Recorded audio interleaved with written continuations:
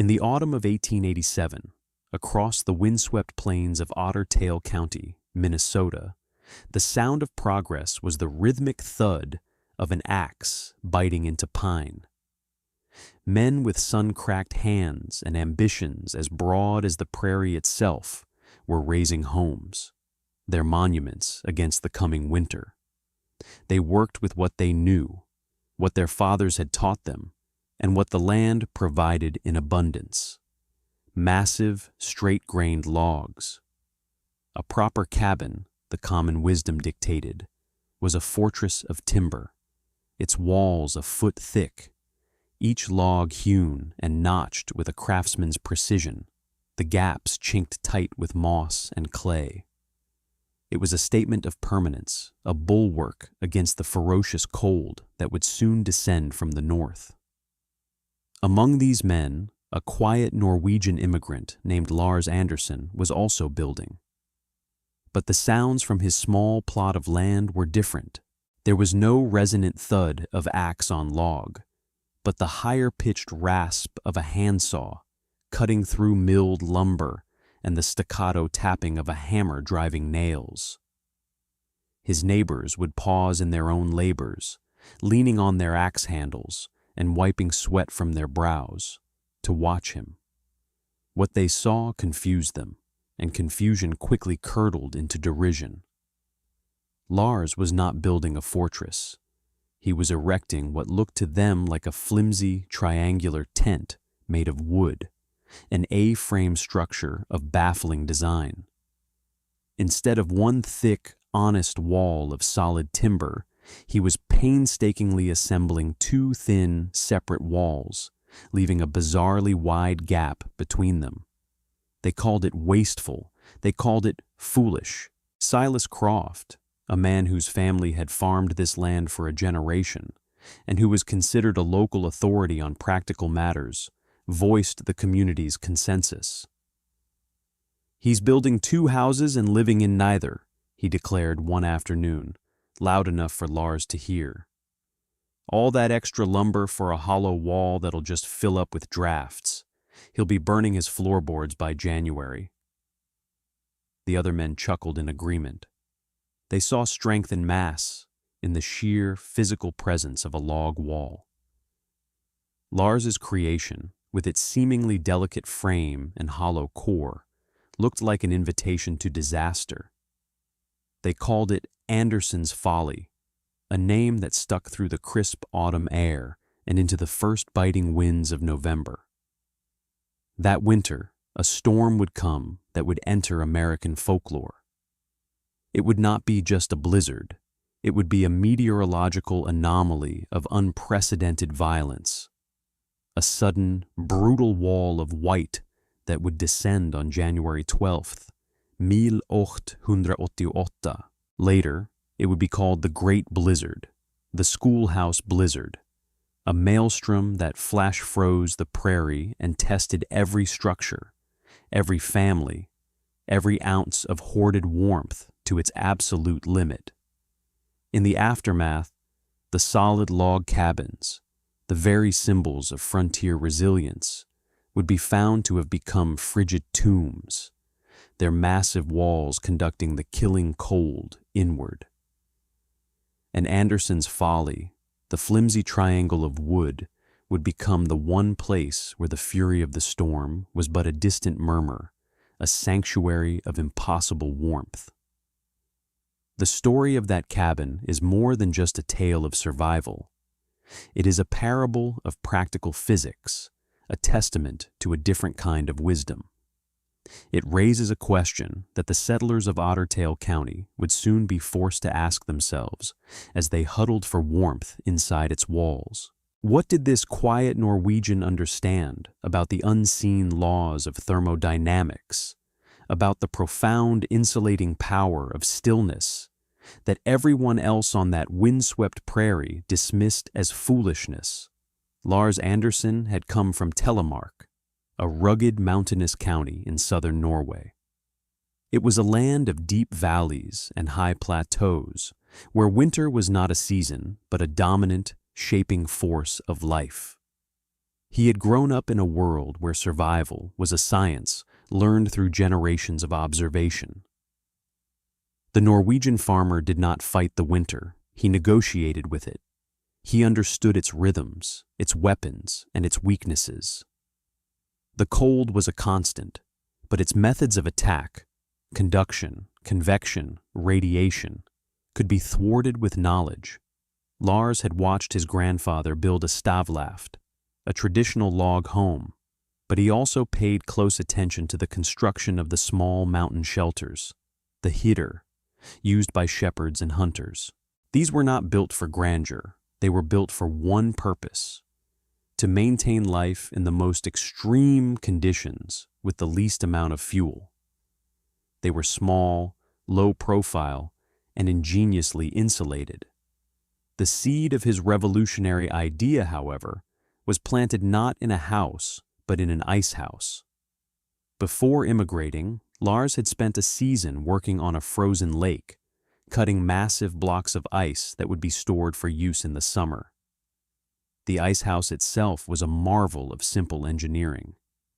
It was a double-walled wooden structure, and the wide gap between the inner and outer walls was packed tightly with sawdust and wood shavings. In the suffocating heat of July, while the world outside baked, the interior of that shed remained breathtakingly cold, the ice blocks losing only a fraction of their mass. The lesson was seared into Lars's mind. The thing that kept the summer heat out was the same thing that could keep the winter cold out. It was not the thickness of the wood that mattered most, but the non-conducting barrier of trapped material between the walls. When he arrived in Minnesota, the principle was further reinforced by an encounter with a local Ojibwe man named Bwan. Lars, new to the land, was clearing brush near his claim when he saw Bwan preparing his family's winter lodge, a wigwam. It was a domed structure framed with saplings and covered in layers of birch bark, cattail mats, and animal hides. But what fascinated Lars was what Bwan was doing at the base. He was intentionally piling up loose brush and earth around the perimeter. Lars, through gestures and a few shared words of English, asked why. Bwan simply pointed to a large fallen log nearby, where a deep drift of early snow had already begun to form. He patted the drift. "Anin," he said, a greeting, then added in English, "Warm blanket. Winter spirit protects what it covers." He explained that the snow, when it came, would bury the base of the lodge, and that the snow itself was the finest insulation. It was a blanket given by the very season they sought protection from. This was a revelation for Lars. The settlers saw snow as an enemy to be shoveled, a force to be resisted. Bwan saw it as a tool, an ally. The shape of the wigwam was designed not just to shed wind, but to collect this insulating blanket of snow. From these three sources, the Norwegian hytte, the commercial ice house, and the Ojibwe wigwam, Lars synthesized a new design. He would not fight the Minnesota winter with the brute force of thick logs. He would outsmart it with physics. The core principle was dead air. Air itself is a fantastic insulator, but only if it is still.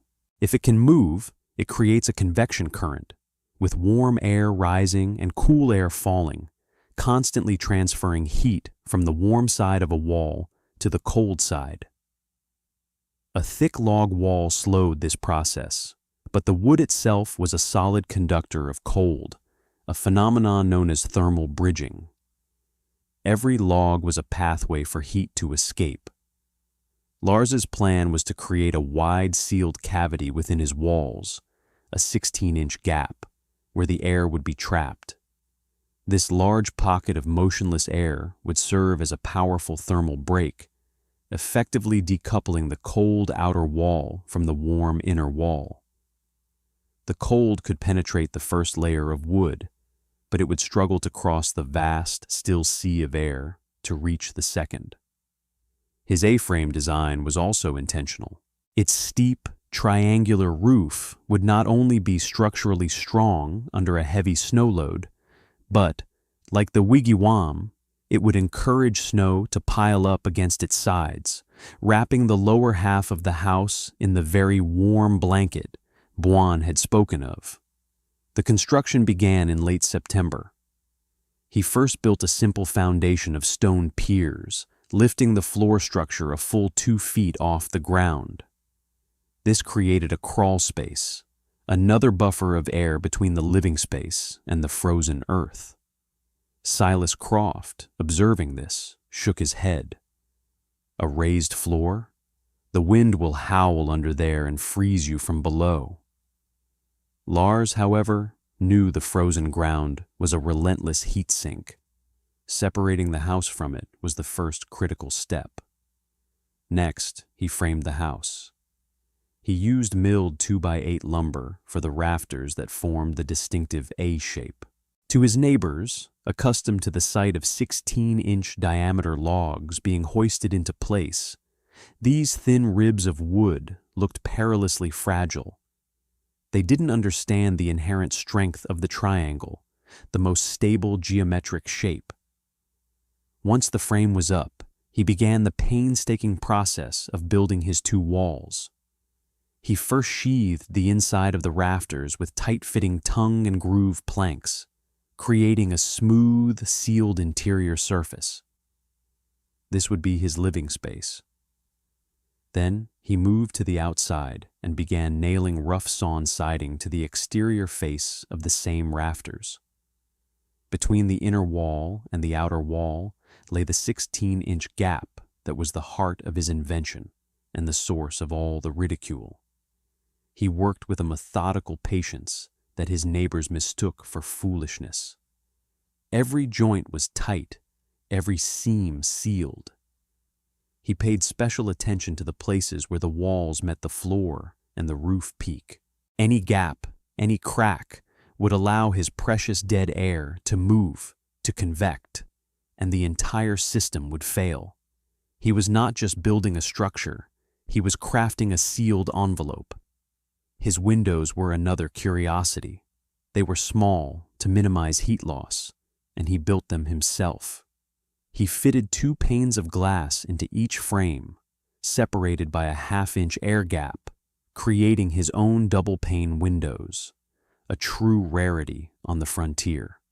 He strategically placed the largest of these small windows on the south-facing wall, calculated to catch the low arc of the winter sun, allowing its radiant heat to enter the house during the day. The final, crucial design element was the ceiling height. Inside the triangle, he built a flat ceiling of planks just 6 feet and 10 inches from the floor. This created a small, triangular attic space above. But more importantly, it dramatically reduced the volume of the living area. His neighbors, particularly Silas Croft, prided themselves on their cabin's high ceilings, some reaching 10 or 12 feet at the peak. It felt spacious, grand. To them, Lars's low ceiling was claustrophobic, oppressive. "A man can't hardly stand up straight in there," Croft scoffed. But Lars was not heating a grand hall. He was heating a small, livable space. He knew that in a high-ceilinged room, all the precious heat from a stove would rise and pool uselessly near the roof, leaving the floor level where people lived perpetually cold. By keeping the ceiling low, he ensured that a small stove could heat the entire volume of air quickly and efficiently. One crisp October afternoon, Silas Croft put down his adze and walked over to Lars's property, determined to talk some sense into the man. He found Lars carefully fitting a piece of flashing around the small chimney pipe where it exited the roof. "Anderson," he began, his tone a mixture of pity and frustration. "I'm not one to tell a man his business, but I can't stand by and watch you build your own coffin." Lars paused, wiping his hands on a rag. He looked at Silas, his blue eyes calm and unreadable. "That gap," Silas said, gesturing with his thumb toward the hollow wall. "It's a mistake. It'll be a chimney for the cold. The wind will get in there and you'll never be warm. You need mass. You need solid logs. A log wall, it holds the heat from the stove like a rock by a fire. It soaks it in and breathes it back at you all night. That's how you stay warm." Croft's argument was based on the principle of thermal mass, a concept that was both true and, in this context, deeply misunderstood. A massive object does indeed store and radiate heat, but it also stores and radiates cold with equal efficiency. Lars listened patiently, nodding slightly. He considered explaining the difference between thermal mass and thermal resistance, between conduction through a solid and the prevention of convection in a gas. He thought about telling Silas that his log walls, once the fire died down, would continue to leach warmth out of the cabin all night long, their mass becoming a liability. But he knew it was no use. The concepts were too abstract, too contrary to the received wisdom that equated thickness with warmth. Instead, he offered a simple, two-word rebuttal. He tapped the outer wall with his knuckles, producing a hollow sound. Then he reached through an unfinished window opening and tapped the inner wall. "Dead air," he said quietly, his Norwegian accent softening the words. "It does not move. It is the wall." Silas stared at him, baffled by the cryptic response. He saw no wall, only a void. He shook his head, convinced the man was a fool, albeit a hard-working one. "Well, don't say I didn't warn you when you come knocking on my door in the middle of a blizzard, looking for a place to thaw out." He turned and walked back to his own cabin, to the reassuring solidity of his thick, honest log walls, confident in the wisdom of his tradition. Lars watched him go, then turned back to his work. He felt no anger, no need to defend himself. The mockery of his neighbors was like the wind. It was a thing to be noted, but not argued with. His confidence was not in his own cleverness, but in the unwavering reliability of the principles he was applying. The laws of heat and cold were as universal and dependable as the law of gravity. Soon enough, the winter would come, and it would be the final arbiter. The prairie would be the laboratory, the blizzard the experiment, and his small, foolish-looking cabin would be the proof. He picked up his hammer, and the quiet, methodical tapping resumed. The morning of January 12th, 1888, dawned with a deceptive mildness. The temperature hovered just above freezing, and a gentle thaw softened the hard-packed snow. Children went to school in light jackets, and farmers, like Silas Croft, took the opportunity to haul feed to their livestock, leaving their barn doors open to air out. There was no warning. Around midday, an immense, dark wall of cloud appeared on the northwestern horizon, moving with unnatural speed. The temperature plunged. In a matter of minutes, it dropped from 34 degrees Fahrenheit to 20 below zero, and the wind, which had been a breeze, exploded into a violent, shrieking gale of over 60 miles per hour. The air filled with a blinding, scouring cloud of snow, so fine it was like flour. It was not a gentle snowfall. It was a terrestrial hurricane of ice particles, a white darkness that instantly erased the horizon and reduced visibility to zero. This was the arrival of the great blizzard. Inside Silas Croft's sturdy log cabin, the change was swift and terrifying. The pleasant warmth of the morning vanished as if a plug had been pulled. The wind, a living thing, found every microscopic crack in the chinking, every seam around the window frames and screamed through them, carrying with it a fine penetrating dust of snow that began to coat every surface. The single-pane windows frosted over instantly, then became thick with glass-thick ice. The massive logs of the walls, which had felt so solid and reassuring, began their slow, terrible transformation. They were no longer radiating the stove's heat back into the room. They were now massive conductors, siphoning the warmth out into the maelstrom. The inner surface of the logs grew cold to the touch, then slick with a film of frost. Silas frantically stoked the cast-iron stove, feeding it log after log. The stove roared, glowing a dull red, but its heat seemed to vanish a few feet from its surface. The large volume of the room, with its proud, high ceiling, worked against him.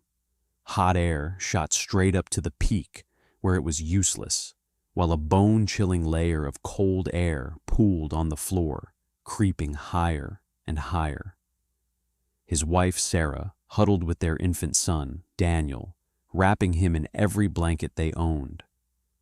The baby, who had been gurgling happily that morning, was now whimpering, his skin cold and pale. Silas could feel the house losing the battle.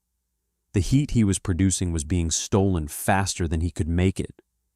To make matters worse, he realized with a sinking heart that he had left the bulk of his seasoned firewood in a neat pile just outside the door. When he tried to open it, the wind tore it from his grasp, and a wall of snow blasted into the room. He managed to wrestle it shut, but when he peered through a frosted window, he saw that his woodpile had already vanished, buried beneath a monstrous wind-sculpted drift. Less than a quarter-mile away, inside Anderson's Folly, the world was entirely different. When the storm hit, Lars was sitting at his small table, mending a leather strap. The first sign was not a roar, but a sudden silencing.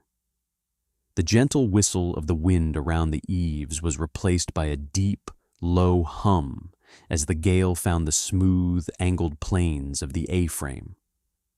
The sound was not intrusive.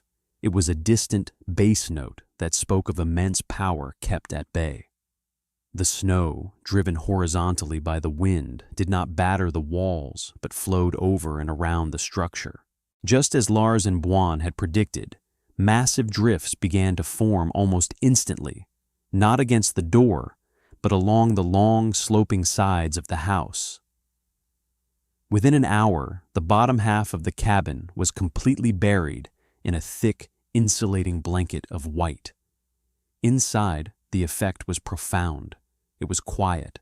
The shrieking of the wind was gone, muffled by the layers of wood, air, and now several feet of snow. The temperature remained stable. Lars's small stove required only a single, small log every hour, burning with a low, steady flame. The heat it produced was not lost to a high ceiling, but was contained within the small, 7-foot-high living space, creating an even, comfortable warmth from floor to ceiling. The inner walls of tongue and groove pine were warm to the touch. The 16-inch cushion of dead air was performing its duty flawlessly, acting as an invisible shield. The outer wall was undoubtedly freezing, battered by the impossible cold, but that cold could not bridge the gap. The house was a warm bubble floating in a sea of Arctic fury. Lars was not merely comfortable, he was methodical. He was a man of science, and this storm was the ultimate test of his hypothesis. He took out a small mercury thermometer he had brought from Norway. He hung it from a nail in the center of the room. It registered a steady 66 degrees Fahrenheit. He opened the stove door just enough to feel the draft. It was slow and steady. The house was so airtight that the fire burned cleanly and efficiently without the violent gusts and back puffs that plagued his neighbors' drafty cabins. He lit a candle and placed it on the floor near the wall. The flame stood perfectly upright, not even a flicker. There were no drafts. He recorded these observations in a small ledger, the date, the time, the outside conditions, estimated at 40 below with a 70-mile-per-hour wind, the inside temperature, and his fuel consumption. It was a complete and total victory of principle over prejudice. For 2 days the blizzard raged without pause. In the Croft cabin, conditions became desperate. Silas had broken up 2 chairs and a small table to feed the stove, but the green wood produced more smoke than heat. The interior of the cabin was now a frigid, hazy twilight, the frost on the walls an inch thick. The baby had stopped crying and was now frighteningly quiet, his breathing shallow. Sarah Croft looked at her husband, her face a mask of fear. "Silas, we have to do something. He's so cold." Silas knew she was right. To stay would be to perish. Their fortress had become their tomb. There was only one option, a humiliating and desperate gamble. Anderson's folly. Wrapping a rope around his waist and tying the other end to the door handle so he wouldn't get lost, Silas plunged into the white maelstrom. He could not see. He could only feel his way, crawling on hands and knees through the sculpted, concrete-hard snowdrifts. The wind tore at him, freezing his exposed skin in seconds. It was a journey of only a few hundred yards, but it felt like miles. Finally, he bumped into a wall of wood rising out of the snow. It was the peak of Lars's A-frame. He found the door, shielded from the worst of the wind by the shape of the house, and hammered on it with his frozen fist. When Lars opened the door, the sight that greeted him was shocking. Silas Croft, the proud, self-reliant farmer, was a specter of ice, his beard and eyebrows frozen solid, his eyes wide with desperation. "Lars," he croaked, his voice cracking. "Help us. The fire is out. The baby, he's blue." Lars did not hesitate.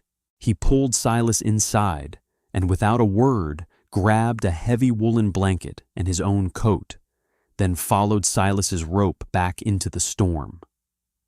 Together, they brought Sarah and the bundled infant to the A-frame. The moment Sarah Croft stepped inside Lars's cabin, the contrast was so profound it made her gasp.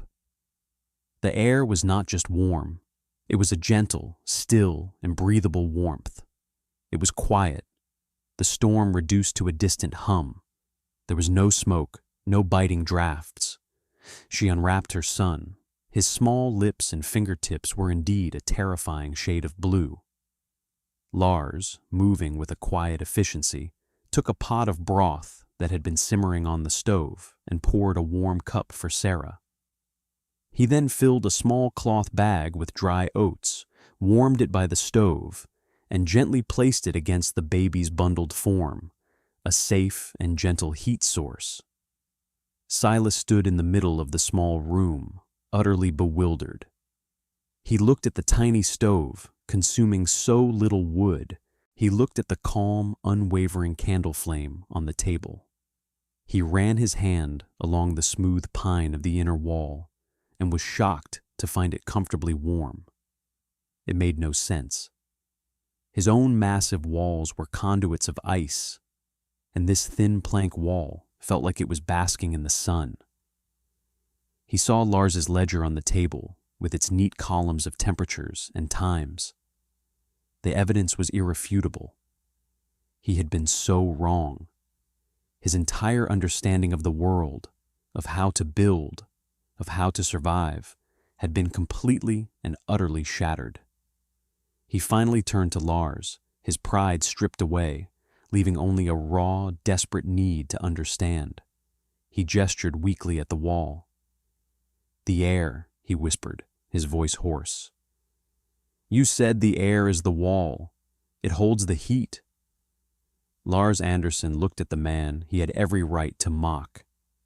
He saw no triumph in Silas's defeat, only the shared vulnerability of all men against the power of the prairie winter. He simply nodded. "Dead air," he repeated, the same two words he had used in the autumn, but now they carried the weight of salvation. "It does not move." He then turned his attention back to the family he had just rescued, ladling out more broth, his action speaking a language of grace and generosity that needed no translation. There was no "I told you so," no moment of self-congratulation. The vindication was in the quiet, steady breathing of the warming child, a sound more powerful than any argument. When the blizzard finally broke on the third day, it revealed a landscape transformed, a world buried and frozen. The toll across the Dakota Territory and Minnesota was horrific, with hundreds perishing, many of them children caught walking home from school. But in their small corner of Otter Tail County, a different story began to unfold. The tale of the Croft family's rescue spread like wildfire. The survival of the infant Daniel inside the peculiar A-frame cabin became a local legend. The name Anderson's Folly was never spoken again. In its place, people began to talk about the Anderson method. The skepticism of the community did not just vanish. It inverted into a fervent curiosity. A few days after the storm, Silas Croft, now a humbled and devoted convert, came to Lars's cabin. He was not alone. A half-dozen other farmers and settlers came with him. They carried not tools of mockery, but notebooks and pencils. "Lars," Silas said, acting as spokesman for the small crowd, "will you teach us? Will you show us what you did?" Lars, a man of few words, agreed. He did not lecture. He demonstrated. He took them outside and had them dig away the snow from the side of his house, revealing the outer wall. He then took a crowbar and carefully pried off one of the siding boards, exposing the 16-inch void. He had them put their hands inside the gap. The air near the outer board was frigid, but the air closer to the inner wall was remarkably less so. They could feel the temperature gradient across the space. He then took them inside and with his handsaw cut a small, neat square out of his pristine inner wall, revealing the cavity from the other side. He held a candle inside the opening. The flame barely moved. He had proven his point. The air was still. It was a wall of nothing that had held back everything. He spent the rest of the day sketching the design in the snow, explaining the importance of sealing every joint, the logic of the low ceiling, the strategic placement of windows, and the necessity of the raised foundation. That spring, the sounds of construction in Otter Tail County changed once more. The dominant sound was now the rasp of the saw and the tapping of the hammer. A wave of renovation and new building swept through the settlement, all based on Lars's principles. Some, building new homes, copied his A-frame design exactly, but most, like Silas, chose to retrofit their existing log cabins. It was a laborious process. They built a new, lightweight frame of milled lumber completely around their old cabins, leaving a gap of a foot or more. They sheathed this new frame in siding, creating the otter tail envelope, as some began to call it. They painstakingly sealed the new outer skin, then packed the gap with whatever insulating material they could find: sawdust from the local mill, dry moss, chopped straw, even sheaves of newspaper.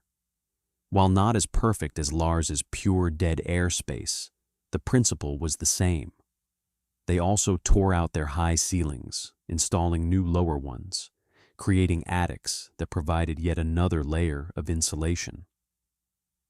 They built vestibules and storm doors, creating airlocks to prevent heat from escaping every time someone entered or left.